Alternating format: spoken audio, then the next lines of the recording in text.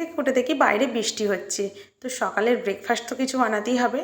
তো চলুন সকালের ব্রেকফাস্ট বানানো যাক। আমি একটা বাটি মাপে 1 বাটি সুজি নিয়ে নিই। গ্যাসটা জেলে তার মধ্যে কড়াইটা বসিয়ে সাদা তেল ঘি দিয়ে দিলাম। সেটা গরম হওয়ার পর একটা তেজপাতা দিয়ে ভালো করে লাল করে ভেজে তারপর ওই বাটি মাপে সুজিটা ঢেলে দিলাম।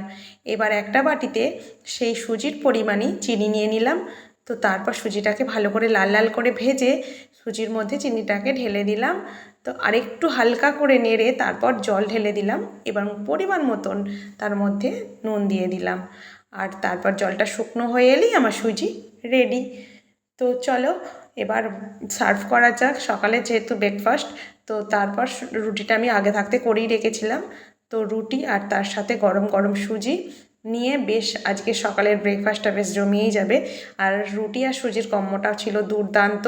তো চলুন খেয়ে নিই। আর খেতেও খুব টেস্টি হয়েছে।